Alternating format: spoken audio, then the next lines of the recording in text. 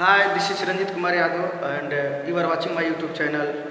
और मैं आज आपको मॉडर्न हिस्ट्री से संबंधित जो चीज़ें हैं उसमें मैं एक टॉपिक आपके सामने मैं एक्सप्लेन करने जा रहा हूँ। और वो जो टॉपिक्स है Indian national Congress. Indian national Congress की स्थापना से लेकर और हम इसको देखेंगे कि इंडियन नेशनल कांग्रेस बनाई किस लिए गई थी, इसका पर्पज़ क्या था। तो सबसे पहले जो मैंने आपको हेडिंग दिया कि इंडियन नेशनल कांग्रेस, और जब हम देखते हैं कि इंडियन नेशनल कांग्रेस जो पार्टी थी जो बनाई गई थी, इसका पर्पज़ क्या था। और एक एक करके मैं इस टॉपिक से मैं टॉपिक वाइज मैं आपको जो भी वीडियो में लाऊंगा, तो मेरा हमेशा प्रयास है कि एक एक टॉपिक को जो बनने वाले जो भी प्रश्न है उसके मैं पूरी तरह से आपको कंसेप्ट को क्लियर करूं, ताकि इन फ्यूचर फिर आपको कोई दिक्कत ना हो। तो जो मेरा हेडिंग है इंडियन नेशनल कांग्रेस, जिसको हम शॉर्टकट में आईएनसी के नाम से जानते हैं। मैं देखेंगे किस तरह से आईएनसी का गठन होता है। उसके बाद हम थोड़ा सा और आगे बढ़ेंगे, इसके जो सेशंस हुए, फिर मैं बंगाल डिवीजन्स वगैरह, ऑल इंडिया मुस्लिम लीग, फिर मॉडरेट कांग्रेस वगैरह के बारे में हम देखेंगे, कांग्रेस डिवीजन के बारे में हम पढ़ेंगे। फिर आपको दिल्ली दरबार देखेंगे, मार्लोमेंटो बिल के बारे में हम देखेंगे। तो ये तमाम चीज़ें हम एक एक चीज़ करते चले जाएंगे। तो आज का जो मेरा टॉपिक्स है वो है आपका इंडियन नेशनल कांग्रेस। अच्छा, ध्यान देंगे, ये जो इंडियन नेशनल कांग्रेस जो है, इसकी जो स्थापना की गई थी, ये की गई थी एक रिटायर्ड आईसीएस अधिकारी थे। आईसीएस का फुल फॉर्म होता है, मैं आपको बता दूं, इंडियन सिविल सर्विसेज। एक रिटायर्ड आईसीएस अधिकारी थे। इसकी स्थापना की जाती है यहाँ से, ध्यान देंगे, उनका नाम था ए.ओ. ह्यूम। ए.ओ. ह्यूम के द्वारा इसकी स्थापना कराई जाती है। और ये ध्यान देंगे कि स्थापना कराई जाती है 28 दिसंबर 1885 को इसकी स्थापना कराई जाती है, जिसके फाउंडर माने जाते हैं ए.ओ. ह्यूम। एलन एक्टोवियन ह्यूम के नाम से जाने जाते थे। एक रिटायर्ड इंडियन सिविल सर्विसेज अधिकारी थे, जिन्होंने इस इंडियन नेशनल कांग्रेस की स्थापना की थी। और स्थापना की थी 28 दिसंबर 1885 को। हालांकि इसकी जो ड्राफ्टिंग की गई थी, वो ध्यान देंगे कि इसकी ड्राफ्टिंग जो की गई थी, जब इसका ड्राफ्टिंग हम देखते हैं, ड्राफ्टिंग जो की गई थी वो 1884 को की गई थी। जो ये ड्राफ्टिंग इस कांग्रेस को बनाने से पहले जो इसकी जो ड्राफ्टिंग रखी गई थी, प्रारूप तैयार किए गए थे, वो 1884 में। और फाइनली ए.ओ. ह्यूम के द्वारा 28 दिसंबर 1885 को एक कांग्रेस का स्थापना हो जाता है। अब इससे जो क्वेश्चन आपके बनते हैं, तो ध्यान देंगे कि who are the founder of INC. तो the founder of INC A O. Hume को माना जाता है। एलन एक्टोवियन ह्यूम का पूरा नाम है। और ध्यान देंगे कि इसकी जो मीटिंग होती है, क्वेश्चन ये भी है कि जो पहली मीटिंग थी कांग्रेस को कहाँ कराई गई थी। तो ध्यान देंगे the first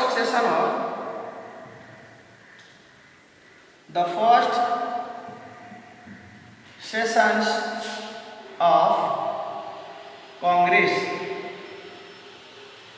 the first session of Congress, पहली इसकी जो मीटिंग कराई जाती है वो कराई जाती है मुंबई में। मुंबई में इसकी पहली मीटिंग कराई जाती है। और उसके जो प्रेसिडेंट रहते हैं, इस कांग्रेस के जो अध्यक्ष बनाए जाते हैं, वो थे डब्ल्यू.सी. बनर्जी। डब्ल्यू.सी. बनर्जी को इनके प्रेसिडेंट बनाए जाते हैं। और ये मीटिंग कराई जाती है मुंबई में। और इसके जो पहले अध्यक्ष थे कांग्रेस के, वो डब्ल्यू.सी. बनर्जी, जिसको उमेश चंद्र बनर्जी के नाम से जाने जाते थे। फुल नाम उनका होगा उमेश चंद्र बनर्जी। तो क्वेश्चन पूछा जाए कि who are the first president of INC, तो W C. Banerjee. W C. Banerjee was the first president of INC. और इस मीटिंग में 72 लोगों ने पार्टिसिपेट किया था। तो ये आपका पहला सेशन कराया गया। डब्ल्यू.सी. बनर्जी उसके प्रेसिडेंट रहते हैं। और इस मीटिंग में 72 लोग पार्टिसिपेट होते हैं। जो इसकी सेकेंड मीटिंग कराई जाती है, सेकेंड सेशन जो कांग्रेस का होता है, वो ध्यान देंगे सेकेंड सेशन कराए जाते हैं इसको ठीक 1886 में।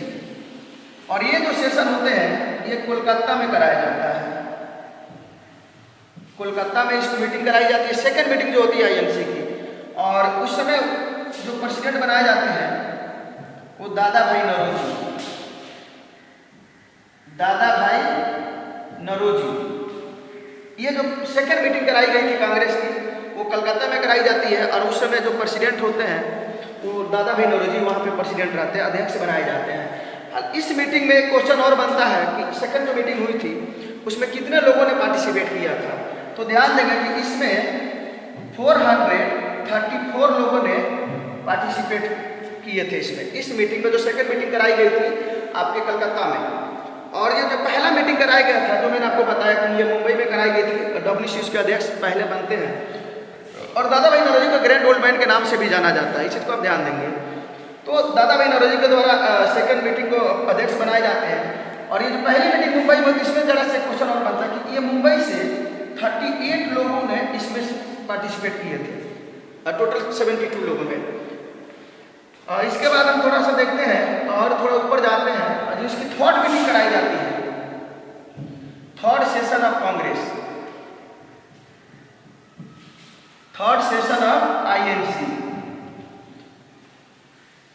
थर्ड सेशन ऑफ आईएनसी देखेंगे ये 87 में कराया जाता है। कांग्रेस का तीसरा जो मीटिंग होता है ध्यान देंगे वो आपको ये मीटिंग कराई जाती है मद्रास में। थर्ड मीटिंग जो है मद्रास में कराई जाती है। और ध्यान देंगे इसके जो प्रेसिडेंट बनाए जाते हैं, थर्ड मीटिंग जो कांग्रेस की हुई थी, इसके प्रेसिडेंट होते हैं बदरुद्दीन तैयब, द फर्स्ट मुस्लिम।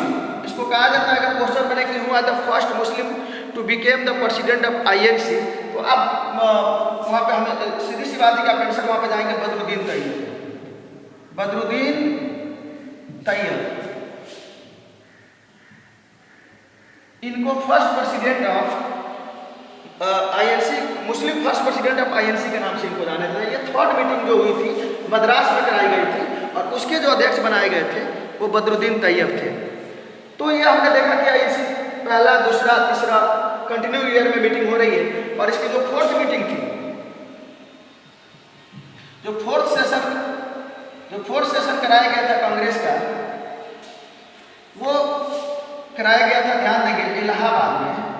और आज के दौर में जिसे हम प्रयागराज के नाम से जानते हैं, इलाहाबाद में इसकी फोर्थ मीटिंग कराई गई थी कांग्रेस की।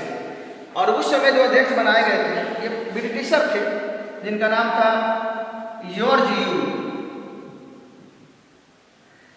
जॉर्ज यूल जो थे ये ब्रिटिशर्स थे जो थर्ड कांग्रेस का जो मीटिंग कराई गई इलाहाबाद में, जहां पे उनको अध्यक्ष बनाया जाता है। तो हमने देखा कि जो भी आईएनसी से बनने वाले प्रश्न हैं इंडियन नेशनल कांग्रेस से, तो हमने ये देखा कि आईएनसी से जो भी बनने वाले प्रश्न हैं, मैंने यहाँ से देखा कि आईएनसी से जो बनने वाले प्रश्न हैं कि इसके फाउंडर ए.ओ. को माना जाता है। और जो फर्स्ट सेशन कराई गई थी वो मुंबई में, सेकेंड जो इसकी मीटिंग कराई जाती है वो कलकत्ता के में कराई जाती है जिसके अध्यक्ष दादा भाई नौरोजी को बनाए जाते हैं। और थर्ड जो मीटिंग मैंने देखा वो आपको मद्रास में कराई जाती है जिसके प्रेसिडेंट रहते हैं बदरुद्दीन तैयब। तो ये मैंने कांग्रेस से जो भी प्रश्न आपसे बन सकते हैं, आईएनसी से जो बनने वाले, तो आप इससे बाहर आप एक भी प्रश्न जो है, जो भी आप वनडे एग्जाम दे रहे हैं, तो मुझे नहीं लगता कि इससे बाहर एक भी क्वेश्चन आपको आगे, मैं आज जो भी की पॉइंट है आईएनसी से बनने वाले जो प्रश्न बन सकते हैं, तो ये क्वेश्चन आपसे मुझे क्वेश्चन बदल के भी पूछे जा सकते हैं कि कांग्रेस की थर्ड मीटिंग कहाँ कराई गई थी या उसके प्रेसिडेंट कौन थे। तो ये चीज़ें आपको एग्जामिनर कई तरह से क्वेश्चन पूछे जा सकते हैं। तो ये आईएनसी से बनने वाले जो भी मेजर क्वेश्चन थे मैंने उसको कवर किया और आई होप कि इससे बाहर अब आपको क्वेश्चंस नहीं बनेंगे। अब इसको जरा सा ध्यान देंगे। अब नेक्स्ट हमारा जो इसके बाद जो मेन की पॉइंट जो हमें कवर करना है वो हम ध्यान देंगे बंगाल डिवीजन्स। इसके बाद जो मेजर चीज़ें हैं मॉडर्न हिस्ट्री में जो हम पढ़ते हैं कांग्रेस के बाद जो मेजर चीज़ें हमें जो पढ़ना है वो आपका है Bengal partitions. Bengal partitions, Bengal partitions जो है ये 1905 ये 1905, इसको याद रखेंगे। 1905 में बंगाल डिवीजन कराया जाता है। अच्छा, इसके रीजन क्या है? ऐसा माना जाता है कि उस समय का जो वायसराय था,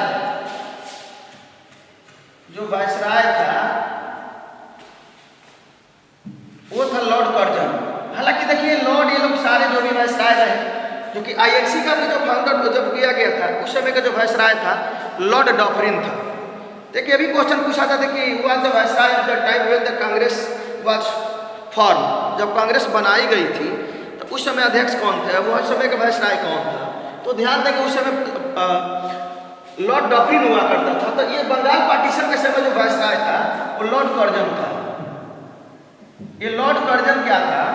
ये बंगाल डिवीजन के समय यही बंगाल डिवीजन के प्रस्ताव रहता है, और ये देख रहा है कि बंगाल में लगातार हिंदू मुस्लिम की यूनिटी को बढ़ते हुए देखकर इसे वरीड था कि कहीं ना कहीं अगर इस तरह लगातार हिंदू और मुस्लिम एकता जो बढ़ती जा रही थी बंगाल में, इसे ये लगा कि अगर ये लोग एक्वायर होते हैं तो कहीं ना कहीं हमें डोमिनेट करने में, भारत में और ज़्यादा दिन तक हमें सस्टेन करने में दिक्कत आएगी।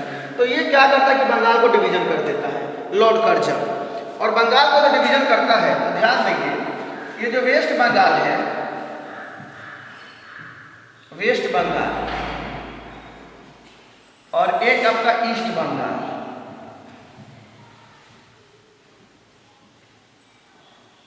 ईस्ट बंगाल। तो ये ईस्ट बंगाल को काट कर बंगाल का जो दो हिस्सा था, अभी वेस्ट बंगाल तो अभी भी वहाँ के ममता बनर्जी वहाँ के सीएम है, लेकिन इसे क्या किया कि इसे काट के बना दिया ढाका। इसी ढाका के नाम आगे चल के हो गया ढाका, जो आज एक वर्तमान में एक तो अलग देश बांग्लादेश की राजधानी भी है। तो लॉर्ड कर्जन क्या किया कि बंगाल का डिवीजन कर दिया।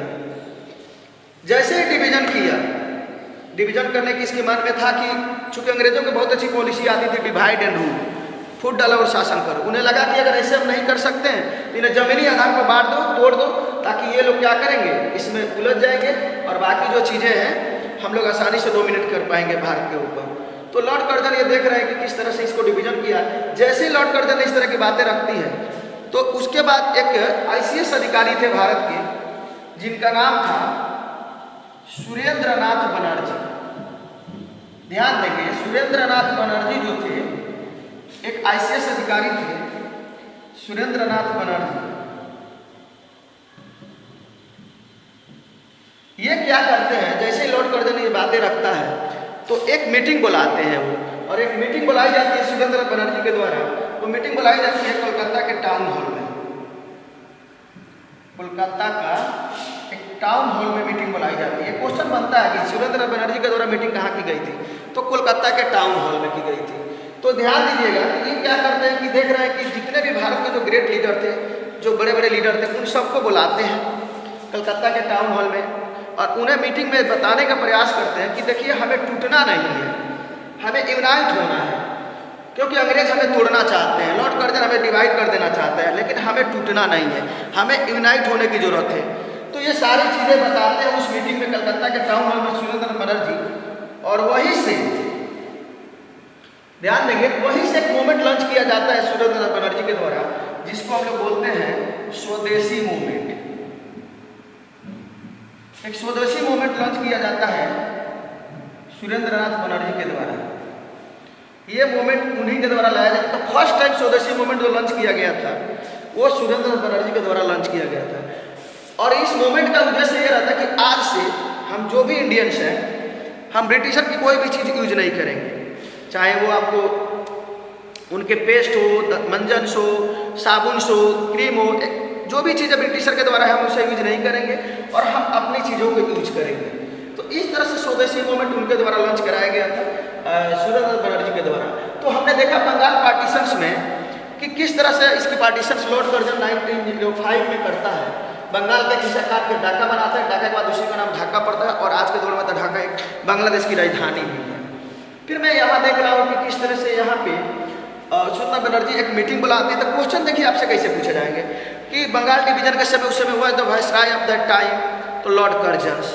ये बंगाल डिवीजन कब हुआ था? 1905 में। इसका जो ईस्ट वाला एरिया था काट के ढाका, बाद में उसको नाम ढाका पड़ा, ये मैंने देखा। एक और इसमें चीज़ है कि स्वदेशी मूवमेंट जो लॉन्च किया गया था किसके द्वारा लॉन्च किया गया था? तो यहाँ पे सुरेंद्र नाथ बनर्जी का नाम आप याद रखेंगे, जो इनके द्वारा लॉन्च किया गया था। और इसी के बाद ही बंगाल में शोक दिवस के रूप में भी मनाया जाता है। जैसे बंगाल डिवीजन का अथी हुआ, उसके बाद से बंगाल में शोक दिवस के रूप में भी चीज़ को मनाया जाता है। तो ये सारी चीज़ें हम बंगाल डिवीजन से देखें। इसके बाद जो मेरा इससे तब और आगे मैं की पॉइंट आज कवर करने की कोशिश कर रहा हूँ कि जो आपके पेपर्स में क्वेश्चन बनते हैं, अक्सर मॉडर्न हिस्ट्री में जो क्वेश्चन 80-85 से मैंने INC से जो लिया और बंगाल डिवीजन से जो भी मैंने आपको क्वेश्चन बताया, मुझे नहीं लगता कि इससे बाहर क्वेश्चन आपको पूछे जाएंगे। मैक्सिमम क्वेश्चन आप इतना सब कवर कर लेंगे। थोड़ा जब हम और ऊपर चलते हैं, एक और डेट हमारे लिए बड़ा इंपॉर्टेंट है और वो डेट है 1906। ये डेट का बड़ा इंपॉर्टेंस है। इस समय क्या हुआ था? All India Muslim league, all India Muslim league की स्थापना की गई थी। ऑल इंडिया मुस्लिम लीग की स्थापना की गई थी। अच्छा ध्यान देंगे, ऑल इंडिया जो मुस्लिम लीग का स्थापना किया गया था, इसका मकसद देश को आज़ाद कराना नहीं था। इसको इसलिए बनाया गया था कि उस समय मुसलमानों को कोई सुनता नहीं था। तो लोगों ने यह सोचा कि एक हम संगठन बना देते हैं, और संगठन जब बना देंगे तो मुझे लगता है कि जो मुसलमान है जो अपनी बातें हैं एक यूनियन की तरह जाएंगे और अपनी बातें ब्रिटिशर के सामने रखेंगे, तो शायद उनकी बातों को अंग्रेज सुन ले। इसीलिए इस ऑल इंडिया मुस्लिम लीग की स्थापना की गई थी। इसको आज़ादी के लिए कहीं से नहीं था, इनका मकसद है कि ना मुसलमानों की हक की बातें करना।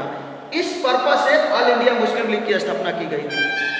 इसके जो फाउंडर माने जाते हैं, the founder of all India Muslim league, वो माने जाते हैं आगा खान। ध्यान देंगे, और सारे भी लोग हैं। आगा खान को इसके फाउंडर माना जाता है ऑल इंडिया मुस्लिम लीग, जो कि ये 1906 में बनाई गई थी पार्टी। अब इसके बाद का जो डेट हमारे लिए इंपॉर्टेंस है वह है 1907। ये बड़ा इंपॉर्टेंट डेट है। अब क्या हुआ कि जैसे ही 1907 आता है, इसको हम लोग कांग्रेस स्प्लिट के नाम से जानते हैं। ये ध्यान देंगे, कांग्रेस स्प्लिट, कांग्रेस स्प्लिट या इसी को सूरत स्प्लिट भी कहा जाता है।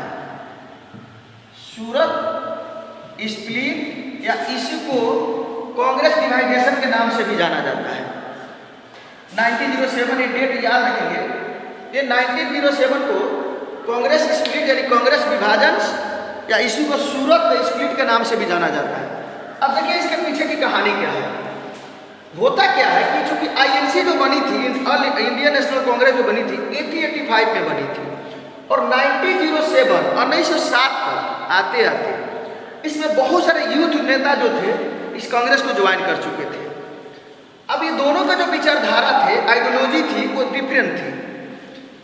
जो पुराने नेता हुआ करते थे जो 1885 से जुड़े थे, वो चाहते थे कि हमें आज़ादी तो मिलेगी, लेकिन हमें किसी प्रकार का वायलेंस नहीं करना है, हमें हिंसा नहीं करना है, हम बातों से आज़ादी मिलेगी। लेकिन जो नए नेता जो जुड़े, चूँकि 1907 तक आते थे, कांग्रेस के बने हुए 20-22 साल हो जाए रहते हैं, तो उस समय जो नए नेता आते हैं तो उनका विचारधारा था कि हमें आज़ादी मिलेगी, अंग्रेज हमें जिस लहजे से बात करता है हम उसी के लहजे में उनसे बात करेंगे, अगर वो ईंट से आएंगे तो हमें पत्थर से उन्हें जवाब देंगे। इसी बात को लेकर ये कांग्रेस स्प्लिट हो जाता है।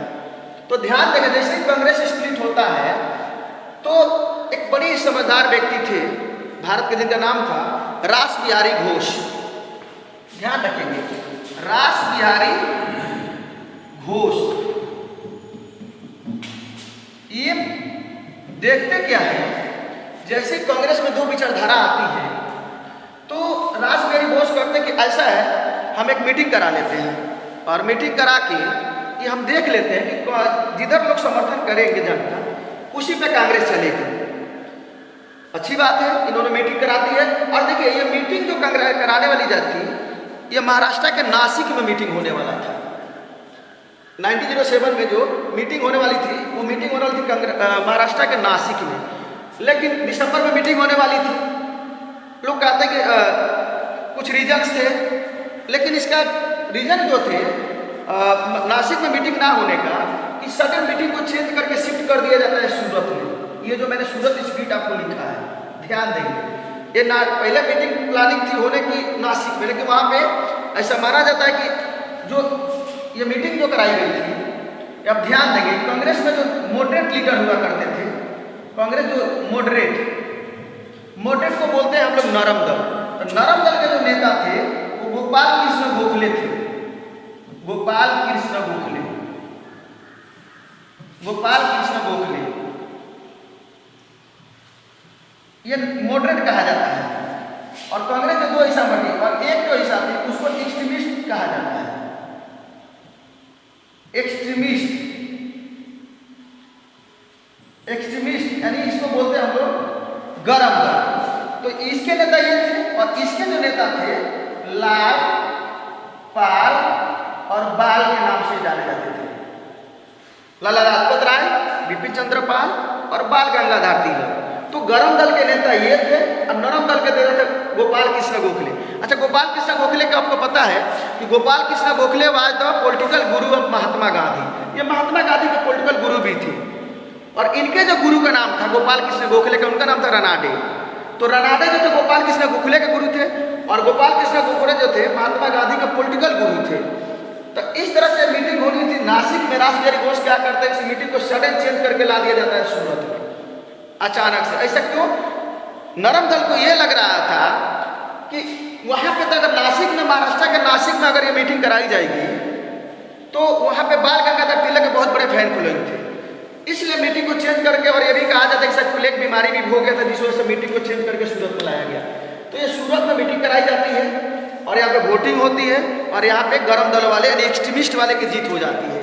और ऐसा माना जाता है कि जैसे वोटिंग हुई, इसमें जीत हो गई गरम दल की, और जैसे ही गरम दल की जीत होती है इन लोग में आपस में यहाँ तक कि मुक्का हाथापाई सब हो जाता है और इस तरह से कांग्रेस स्प्लिट यानी कांग्रेस उसको डिवाइडेशन के नाम से जाना जाता है। तो इससे जो आपके प्रश्न बनेंगे, तो ये कांग्रेस डिवाइडेशन कब हुआ, जिसको सूरत स्प्लिट, चूंकि सूरत में मीटिंग कराई गई थी। ये मीटिंग किसने कराई थी? तो रासबिहारी घोष। मीटिंग पहले कहाँ होने वाली थी? तो महाराष्ट्र के नासिक में। मीटिंग को अचानक चेंज करके कहाँ ला दिया गया? तो सूरत में। तो इसीलिए इसको सूरत स्प्लिट के नाम से भी जाना जाता है। अच्छा, एक और भी चीज था कि ये सूरत में लाने का कारण ये भी था कि एक चीज आप जानते होंगे, ये हमारे आर्टिकल में लिखा गया है कि कोई भी गवर्नर, कोई भी राज्यपाल, भारत के किसी भी राज्य का राज्यपाल हो सकता है, बशर्ते उस राज्य का नहीं जहां पर उसका जन्म हुआ। तो एक ये भी कारण था कि बाल गंगाधर तिलक जो थे सूरत में थे और वहां वो जीत गए तो उनको वहां से हटा के दूसरे जगह जाना पड़ता। तो एक ये भी रीजन था कि ये मीटिंग यहाँ लाया गया था। तो इससे हम देख रहे हैं कि जो भी प्रश्न आपके बनने वाले थे, कांग्रेस जो गरम दल नरम दल में हम लोग बातें करते हैं, इसी को मॉडरेट कहा जाता है, जिनके पॉलिटिकल गुरु थे महात्मा गांधी के पॉलिटिकल गुरु गोपाल कृष्ण गोखले। और नरम दल जो एक्सट्रीमिस्ट को कहा जाता है, जो गरम दल थे जिसमें लाल बाल पाल के नाम से जाने जाते हैं। तो इससे जो भी प्रश्न बनने वाले हैं 1907 से, जिसको कांग्रेस डिवाइडेशन यानी कांग्रेस विभाजन हम बोलते हैं, ये आपके एक भी प्रश्न जो भी इससे बनेंगे वो आपके पेपर आप बना लेंगे, उससे बाहर आपके कोई क्वेश्चन नहीं पूछेंगे। मैं जो भी चीज़ें टू द पॉइंट बता रहा हूँ जो कि पेपर्स में क्वेश्चन आपसे पूछे जाते हैं, शायद इससे बाहर आपसे नहीं आएंगे। और मैं थोड़ा सा आगे चल रहा हूँ, इसके बाद एक डेट याद रखेंगे। ये जो डेट है बड़ा इंपॉर्टेंट है हमारे लिए, 1909। ये डेट को हम लोग ऐसा बोला जाता है, इसको Morley Minto bill, Morley Minto bill, ये ध्यान रखिएगा। एक दो ब्रिटिशर आए थे, एक का नाम था लॉर्ड मार्ले और एक का नाम था लॉर्ड मिंटो। इन्होंने 1909 में एक भारत में प्रस्ताव लेकर आते हैं कि भारत में अब जो इलेक्शन होंगे वो हम इलेक्शन में कम्युनल इलेक्शन कराएंगे। कम्युनल इलेक्शन ध्यान दीजिएगा, ये तो अपने नाम के पहले आपको पता है कि सब लॉर्ड लिखवाते थे, और मुझे पूछे तो मुझे तो लॉर्ड बोलने का इन लोगों को मने नहीं करता है, अपने आप को भगवान कहवाते थे। ये लॉर्ड बोलते बोलते ऐसे भी मेरा दिमाग खराब हो गया। तो लॉर्ड मार्ले और लॉर्ड मिंटो ये दो व्यक्ति आते हैं और 1909 में एक कम्युनल इलेक्शन कराते हैं। ये बोलते हैं कि भारत में कम्युनल इलेक्शन होगा। कम्युनल जो इलेक्शंस होंगे, इनका मतलब यह था कि अब जो भारत में इलेक्शन होंगे वो उस आधार पर होंगे जहां पे अगर मुस्लिम की संख्या ज़्यादा है वहां से द कैंडिडेट विल बी मुस्लिम, चुनाव में वही पार्टिसिपेट करेगा, और जहाँ पे हिंदू की संख्या ज़्यादा है वहाँ से हिंदू चुनाव लड़ेगा। तो हम देख रहे हैं कि जैसे कम्युनल इलेक्शन लाया जाता है, अब होता क्या है कि जब इस तरह की बातें आती है तो जहाँ पे मुस्लिम की संख्या कम थी, अब वो लोग छोड़ के चले जाते हैं, मुस्लिम वाले ज़्यादा जहाँ एरिया थी वहाँ चले जाते हैं। उनको लगता है कि यहाँ से हिंदू नेता होगा तो मेरी बात को नहीं सुनेगा, और जहाँ पे हिंदू की संख्या ज़्यादा थी तो वो हिंदू वहाँ से कैंडिडेट होगा। तो एक कम्युनल इलेक्शन जो है ये मार्लो मिंटो बिल नहीं लाया था। और रियल में माना जाए तो जो हम लोग बाद में कहते हैं कि पाकिस्तान एक अलग देश बना, लेकिन उसकी गहरी जो खाई खोदी गई थी ये मार्लो मिंटो बिल नहीं खोदी थी। इसी बिल ने कम्युनल इलेक्शन कराकर भारत को एक तरह से दो टुकड़े करने का काम यहीं से कर दिया था। यानी गहरी खाई जो खोनी गई थी भारत पाकिस्तान का, वो यहीं से शुरू होता है मार्लो मिंटो बिल से, और कम्युनल इलेक्शन कराए जाते हैं। इससे होता है कि जहाँ पर मुस्लिम की संख्या कम थी वो मुसलमान एरिया में चले गए, ज़्यादा जहाँ थी हिंदू भी एक दूसरे जगह से जाना चालू कर दिए। तो ये मार्लो मिंटो बिल जो है ये ध्यान रखेंगे, ये कम्युनल इलेक्शन कराए गए थे, और इस गहरी जो खाई मानी जाती है पाकिस्तान डिवाइडेशंस का, जो भारत से अलग होता है, जो आगे चल के 1940 में हम देखते हैं कि मोहम्मद अली जिन्ना डिमांड भी कर देता है। तो इसका रीजन यही था, मार्लो मिंटो बिल जो कम्युनल इलेक्शन कराए गए थे, इसका मेन रीजन यही जड़ माना जाता है। इसके बाद जो हमारे प्रश्न बनेंगे वो आपके प्रश्न बनेंगे ये 1911, ये ध्यान देंगे कि ये डेट बड़ा इंपॉर्टेंट है। 1911 में इसको हम लोग बोलते हैं दिल्ली दरबार। दिल्ली दरबार, दिल्ली दरबार के नाम से जाना जाता है। 1911 में होता क्या है कि इस समय जो है ध्यान देंगे, मैरी क्वीन और जॉर्ज पंचम, जॉर्ज फिफ्थ जो है चीफ गेस्ट के रूप में ये बुलाए जाते हैं इस दरबार में। और ये जैसे जॉर्ज फिफ्थ और मैरी क्वीन जब आती हैं भारत में चीफ गेस्ट के रूप में इस दिल्ली दरबार में, तो वहाँ पर कुछ डिसीजन लिए जाते हैं। और वो डिसीजन क्या लिए जाते हैं कि ये कहते क्या है जॉर्ज फिफ्थ कि जो बंगाल डिवीजन हुआ था 1905 में, उसे हम कैंसिल करते हैं और फिर से हम बंगाल का डिवाइड करेंगे। अब बताइए, कोई मिट्टी का तो घर था नहीं ना, जमीनी आधार पे यार तुम लोग बांट दिए, और आज तुम लोग फिर कह रहे हो कि नहीं उस बंगाल डिवीजन को हम कैंसिल करते हैं और दोबारा से बंगाल का डिवाइड करेंगे। तो ये कहीं ना कहीं गलत चीज़ें थी, लेकिन उन्होंने इस चीज़ को तय करते हैं कि हम बंगाल डिवीजन दोबारा से करेंगे, और उसमें एक और भी फैसले लिए जाते हैं। पहले वो बंगाल डिवीजन करते हैं दोबारा से और पुराने डिवीजन को कैंसिल करते हैं। अरे भाई, ज़मीनी आधार पे लोग इधर से उधर चले गए और आज तुम कह रहे हो कि नहीं हम दोबारा से इसको हम डिवाइड करेंगे बंगाल को, तो वही बंगाल को दोबारा डिवीजन वो लोग करते हैं। दिल्ली दरबार में तय किया जाता है, दिल्ली दरबार में बंगाल के एक हिस्सा काट के बोल रहे हैं कि हम बिहार बनाएंगे और एक हिस्सा काट के हम उड़ीसा बनाएंगे। ये ध्यान दीजिएगा, ये 1911 के दिल्ली दरबार में तय किया जाता है। जॉर्ज पंचम और मैरी क्वीन आती हैं। और एक चीज और देखिएगा, उसके बाद ये लोग और एक चीज क्या करते हैं कि अब से अब जो हमारे कैपिटल, ये लोग चूंकि उस समय इनकी राजधानी जो थी, ये लोग कैपिटल रखे हुए थे कलकत्ता, तो उसी में तय किया जाता है कि अब से हम जो है अपनी राजधानी जो है हम दिल्ली लाएंगे। इसी दिल्ली दरबार में तय किया जाता है कि भारत की राजधानी ये लोग जो कलकत्ता रखे थे, यहाँ से लोग दिल्ली लाते हैं और दिल्ली लाते हैं, और ये बिहार का ये तो बंगाल दोबारा से डिवाइड किया जाता है। और एक चीज़ और यहाँ से प्रश्न ये बनता है कि जैसे ये लोग घोषणा करते हैं, उसके बाद से उसी समय कलकत्ता के टाउन हॉल में ही इनके द्वारा रविंद्रनाथ टैगोर के द्वारा पहली बार नेशनल एंथम को गाया गया था। 1911 में ही उन्होंने पहली बार नेशनल एंथम गाया था। तो वो भी याद रखिए, क्वेश्चन आपसे ये भी पूछा जा सकता है कि दिल्ली दरबार में क्या क्या फैसले लिए गए। एक तो बंगाल को दोबारा से विभाजन करेंगे, और वो किया जाता है जॉर्ज फिफ्थ, और जॉर्ज फिफ्थ के द्वारा ही, पंचम के द्वारा ही इनको एक टाइटल भी दिया जाता है आगे चलकर 1914 में हम देखेंगे। वो दिया था नाइटहुड का टाइटल मिलता है रविंद्र टाइगर को, जो इन्होंने दिल्ली दरबार में एक जो नेशनल एंथम इन्होंने पहली बार गाया था। तो 1911 में फैसला। अच्छा, एक दिल्ली राजधानी लाने का पर्पज क्या था? क्योंकि उनको बंगाल से जो महाराष्ट्र वगैरह एरिया था प्रेसिडेंटी में, इनको कवर करने में दिक्कत आता था, वो मैं हैंडल नहीं कर पाते थे। सोचे कि ऐसा है कि अगर दिल्ली सेंटर में राजधानी ला देते हैं तो यहाँ से हम बंगाल भी कवर कर लेंगे और इस तरह से हम महाराष्ट्र वगैरह भी कवर कर लेंगे। तो कुछ ये भी इनके रीजन थे जो फैसले लिए जाते हैं, दिल्ली दरबार के नाम से ही जाना जाता है। इसके बाद एक और पॉइंट आप ध्यान देंगे, इससे जो दिल्ली दरबार से प्रश्न ये पूछे जाते हैं, मैरी क्वीन और लॉर्ड जॉर्ज फिफ्थ जो आए थे यहाँ पे दिल्ली दरबार में, बंगाल डिवीजन दोबारा से किया जाता है, वो खिस्सा काट के बिहार बनाया जाता है और उड़ीसा के प्रस्ताव वो लोग रखते हैं। उसके बाद रविंद्र टाइगर जो 1911 में ही दिल्ली दरबार में उन्होंने नेशनल एंथम गाते हैं, ये भी ध्यान देंगे। और इसके बाद एक मेरा और पॉइंट है, चूँकि वीडियो थोड़ी लंबी हो रही है लेकिन कोशिश करेंगे कि जितना भी क्यू पॉइंट है मैं कवर करूँ। इसके बाद हमारी एक डेट याद रखेंगे 1913, ये भी बड़ा इंपॉर्टेंट डेट है। इसमें जो है इसको हम लोग गद्दर पार्टी के नाम से जानते हैं, गद्दर पार्टी,